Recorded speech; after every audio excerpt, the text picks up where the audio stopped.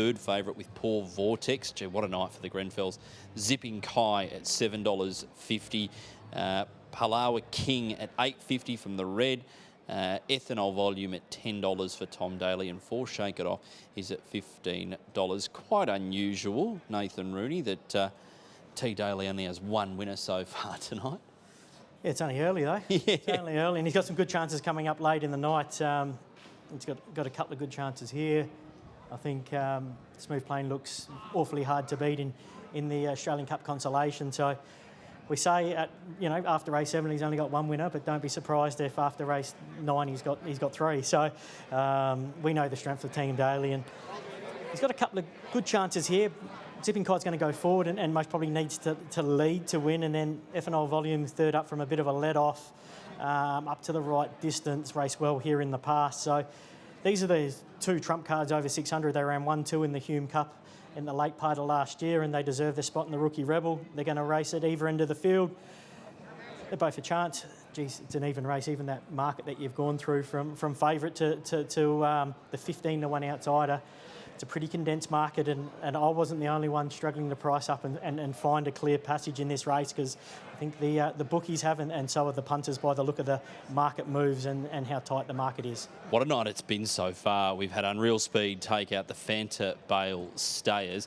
I like Fanta Bale Super Stayers, so much easier to say no. Anyway, Rob Britton and Unreal Speed, sensational. The Grenfells have trained a treble.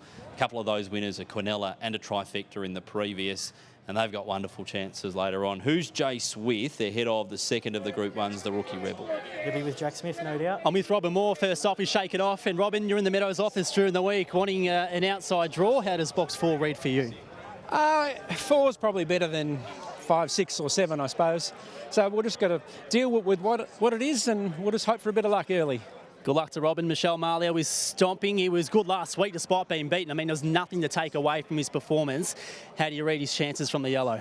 Oh, he's really got to get out really quick tonight and get himself on the bunny. I think once he's on the bunny, there's a lot of strength in the race as well. So he's just got to do everything right early. It's a squeeze box, but he can handle it. Fair to say he's still in career best form? Absolutely, yeah. He's probably going better than he's ever gone before. Michelle Marlier there. Ricky Coleman has Zipping Kai. Next up is Carol Martin, who's got Raiders Guide, the mighty Raiders Guide. And Carol, great to see you back here at the Meadows. What's the feeling like within the camp about this boy's assignment tonight? Look, in all honesty, this time last year he was probably 2 lengths quicker than now, just because of a bit of an injury pre-Christmas. But look, if he can possibly jump, then he'll certainly give his absolute all. But it's all going to be in the first probably 20, 30 metres, I think. Good luck. Thank you so much, Jason. All right, there's the latest work, guys, with the runners ahead of the Group 1 Rookie Rebel for 2025. Great stuff, Jason Adams, Nathan Rooney, and numbers for the Rookie Rebel. 5, 7, 6 and 2. I went with Stomping on top in what looks to be a really even version of the Rookie Rebel final. Just thought he was the one set for this series. I thought his run last week would be a good pipe opener for tonight. And if he's been able to nail the start, I think he's the one they have to beat. 7, Raiders Guy, the Taswegian, in for second. He's been proven on the big stage at the 600 at the Meadows. He deserves his spot in this final, and he's going to make his presence felt. 6, Zipping Kai, the Hume Cup winner. Early speed, might be able to pinch a break if she can nail the start. 2, Ethanol Volume in for 4th. Get back, run home tight. 3rd up here tonight after a bit of a freshen up. He'll be closing off late down the outside. A very even race, this Rookie Rebel final, but my numbers are 5, 7, 6 and 2. Money has come late for Stomping. We're into $3.60 now. We'll start as favourite from box 5. Nathan Rooney's on top selection. Here's the last leg of the quaddie. To be alive here, you need 2, 6 and 1. Here's James Vandermart. Been well back, $5 into $4.20 for number 3, Warm Cockles. It's now $5.50 about Raiders Guide. He's looking to go back-to-back in the Rookie Rebel after winning it 12 months ago. And the Tasmanian back to defend his crown. $6 then Poor Vortex, that is, who won the Prelude of the Rookie Rebel 7 days ago. So the starting signal now for the Sportsbet Rookie Rebel at Group 1, 600 metres, the bend start. And the favourite's going to jump from the squeeze, and that's Stomping. So they're moving in. Last few being placed away. The Group 1, Sportsbet Rookie Rebel. The green light, they're set to run now. Favourite Box 5 Stomping. They're set in the Rookie Rebel. And they're racing, and Stomping was away only fairly, squeezed up at the start and away fast. Ethanol Volume's going to drive through and lead over Warm Cockles, who settles down a length away second, with Poor Vortex third, and then Stomping, who went into recovery to get to fourth, placing ahead of Raiders Guide. And then Zipping Kai, a break to shake it off, and Palawa King at the end, but Ethanol Volume exploded down the back, raced about 6 in front to Warm Cockles, and then Raiders Guide starting to rush home as they turn, though it's Ethanol Volume, a huge leader from Raiders Guide, who runs a cracker, but Ethanol Volume's going to bolt the Rookie Rebel in. Ethanol Volume won it by 4 to Raiders Guide. Third, Poor Vortex, a really strong run to grab that ahead of Warm Cockles, and then Stomping, and the rest headed by Zipping Kai, Palawa King, and one at the last to clock in, Shake It Off. The time is outstanding, 34.06 for Ethanol Volume.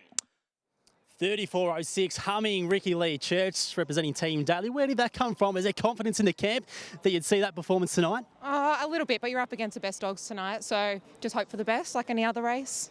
Well, he's wound back the clock, so is there something internally that the team has seen to feel that it was going to peak? Just try to keep their regular schedule when we come up to this, so yeah, nothing out of the ordinary, but yeah, we're happy with the win. Tom and Andrew will be happy. Are they here tonight or feed up at home? Feed up at home tonight, but I'm sure they'll be watching and they'll be very happy. Good job. Thank you. Ricky Lee Church there, guys. Ethanol Volume. I mean, I'm not sure anyone will be out there tipping him, but he has been faultless tonight. 34.0. No one expected that. Nath, Ethanol Volume. Once this son of Droopy Sydney found the bunny and found the arm, you said it's all over. Yeah, it was a greyhound that was runner-up here in the Hume Cup, charging out of the ground behind the kennelmate Zipping Kai on that occasion. And Warm Cockles had the box draw. If you watch the head-on, he's the one that most probably makes the race for Ethanol Volume. He wants to get completely up the track, and Palawa King flopped out off box 1, which we expected. The heavens literally opened for Ethanol Volume in the early stages. 9.04 early is most probably not brilliant. You know, we've seen Orly Bale in that run 8.87 tonight, so... But that's why the box draw was important, wasn't it? And why it was so mixy and it was correct matchy. Because, you know, you can go back and look at it now and say, well, if Warm Cockles was going to get up that hard up the track, we knew Shake It Off was going to move up in 4. It was really going to present a beautiful run with the red Palawa King flopping out. He got through that corner unscathed where everything else was copping some serious bumping, and we know he's strong, Jace. We know he's really, really strong. He's been up over the 650. He's matched it with the likes of Kangaroo Class and that, you know, through the Bendigo Cup Series when we were there in a feature event there. And when he led and he's on the arm, he's a completely different dog. And I think the time on the board indicates that 12.32 run home. You know, you're somewhat happy with that if you're running home over 500, let alone 600 like that. Interesting that, you know, they gave him a month off. They gave him them 2 500-metre runs into this event. They were obviously confident they were going to get a start, and he did not disappoint. And as Mark said, as you were taking interviews, Tom Daly only with the one winner. We don't see that very often by, 7 races into a Meadows card. And I said, well, hold on your hats. He's got 2 chances here, and then he comes up with smooth playing in the next. He could have 3 wins by the end of race 9, and lo and behold, Ethanol Volume does its best right there and looks, very impressive. And we know when it gets it right, it's got plenty of upside. He's just got a bit of an awkward running pattern, but he utilised an inside draw tonight, which you typically think he wants outside. He utilised inside, got to the front, and then dictated from there. Can you explain to me the post-race reaction from Ricky Lee?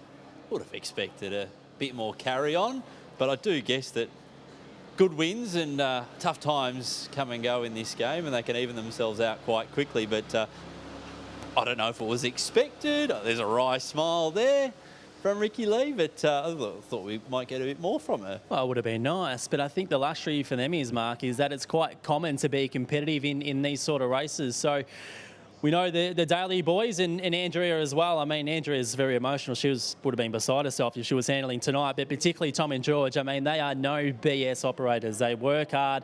There's not a lot of fanfare to what they do, but some of the hardest workers in the game, and clearly one of the better operators in the game. Prepare greyhounds like they have tonight. Ethanol volume with a performance that's would have to be marked as career best, and I'm not sure anyone would have been thinking that he's in career best form at this point in time. And Nate, when we cast our mind back to this time last year, it was Ethanol volume and Ethanol water going into the launching pad series as absolute weapons. Obviously, their strength was in the run home, and since then, Ethanol water's taken good strides. We've seen her win good races. Ethanol volume's threatened, but hasn't got there yet. So it's almost funny that they get to tonight and we're critical of Ethanol water, and Ethanol volume pops up out of the ground and gets the job done. Yeah, he most probably hasn't quite got there like Ethanol water has, but she's a front-running stayer. He's not, you know. I think that's the difference. She's been able to make her own luck and put herself in races where he wants to use a bit of the track. He's not brilliant early, and he's going to rely on a little bit of luck. You only have to cast yourself back to November. He ran 34.25, beating a length to Zipping Kite in a Group 1 Hume Cup. So he's a greyhound who's well and truly good enough on his night. He just needs the right race shape, and he was able to get that tonight, put himself up on speed. And I said to Mark after, 150 metres, I ain't catching this dog. He's just going to run through the line. Speaking of recent runs, remember that battle with Kangaroo Class when they both stepped up the 700 metres for the first time? Well, he was beaten, but he matched motors with him. It was one hell of a race. And the Bendigo Cup Carnival that we sent over, it was a $10,000 final, and they were the two drawing cards to that, and he upset Kangaroo Class there. So maybe every time he's got up there, he's kind of found one better or had to match a big boy, and he hasn't had things his own way. But really good training effort just to pull him back, freshen him up, give him that month between runs, couple of 500 runs where he didn't have a great deal of luck, but if you go back and watch them two replays, his last 50 and 100, he's really working through the line. So third up, back to 600, ideal trip, utilised an inside draw with a couple of wide runners. Like Warm Cockles really made the race for him getting up the track. I didn't think Warm Cockles wanted to get up the track that hard, but it did, and just opened a massive gap for him to take, and take it he did. And then from there, 34.06 on the clock, and a well-deserved Rookie Rebel win, another Group 1 win for the Daly camp. Explain to me and everybody tuning in who might not know the relationship between all the Dailies that we know and hear so much about in Victorian greyhound racing. Andrea, Tom, who else is there? George. And how are they related?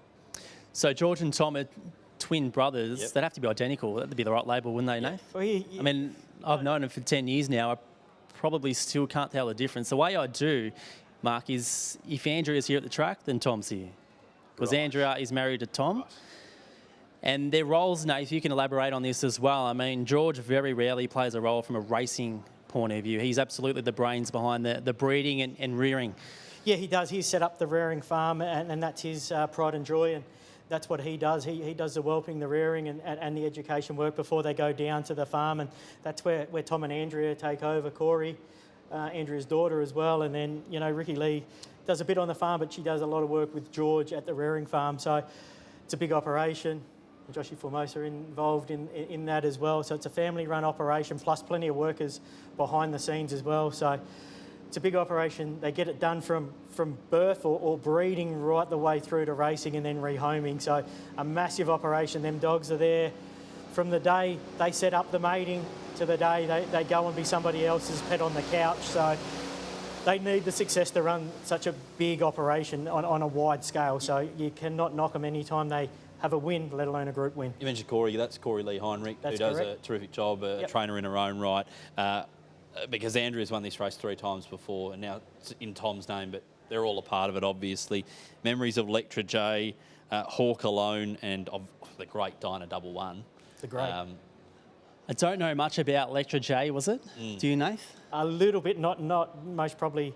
I couldn't rattle off exactly its feats throughout its career, but I do remember it. It's obviously, they had a good tie through that stage with Phil Lenihan, who is the breeder and the prefix of the Electra dogs. Hawk Alone was racing when I first started